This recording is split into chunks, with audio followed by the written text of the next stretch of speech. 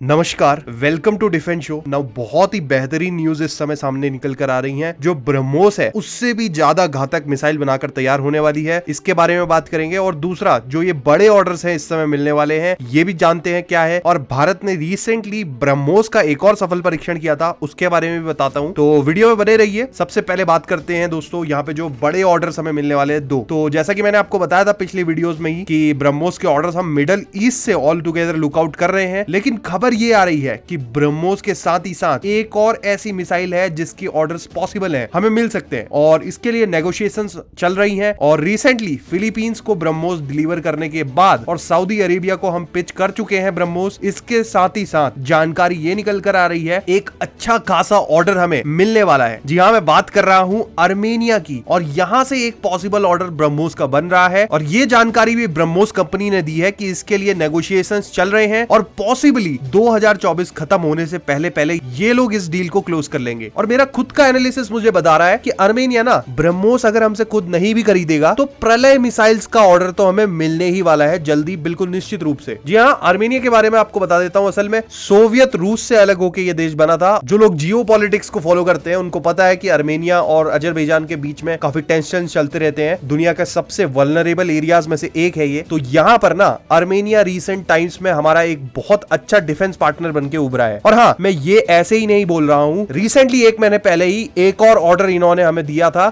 6000 करोड़ की वैल्यू का। जी हाँ दोस्तों, आकाश मिसाइल सिस्टम्स ये लोग खरीद रहे हैं हमसे 6000 करोड़ के। और ये ऑर्डर तो ऑलरेडी डन हो चुका है। और इससे पहले भी ना हम लोग इनको पिनाका रॉकेट्स भी सप्लाई कर चुके हैं। और पिनाका रॉकेट्स का यूज अभी रिसेंटली करीब 1.5 से 2 साल पहले जब आर्मेनिया और अजरबैजान का कॉन्फ्लिक्ट हुआ था, उस समय पर आर्मेनिया ने यूज करा था, ऐसा अजरबैजान की मीडिया रिपोर्ट कर रही थी। जी हाँ दोस्तों, इसके खिलाफ इन्होंने प्रोटेस्ट भी किया था कि इंडिया यहाँ पर आर्मेनिया को वेपन सप्लाई कर रहा है। तो आर्मेनिया ना आज के समय में हमारा एक काफी महत्वपूर्ण डिफेंस पार्टनर बन के उभरा है और एक तरह से कस्टमर भी है हमारे। और काफी बड़े ऑर्डर्स हमें यहाँ से मिल रहे हैं। और बात चल रही है प्रलय मिसाइल और ब्रह्मोस मिसाइल के प्रोक्योरमेंट को लेकर। और हाँ, ऑफ कोर्स इन्होंने जो पहले हमसे मिसाइल सिस्टम्स खरीदे हैं उनकी क्वालिटी को देखा और उनको यूज किया, उसको देखते हुए ही ये आगे भी परचेज हमसे कर रहे हैं। और हमेशा ऐसा ही होता है, जब भी कोई देश ना ऑर्डर प्लेस करता है तो उसके बाद 90% चांसेस होते हैं कि या तो उस सेम वेपन को या फिर इक्विपमेंट को वो और बड़ा ऑर्डर दे उसका, या फिर हमसे कोई दूसरा वेपन या इक्विपमेंट परचेज करे। और मोस्ट केसेस में ऐसा ही होता आया है। तो ब्रह्मोस कंपनी ने खुद ये जानकारी दी है कि 2024 में हम 2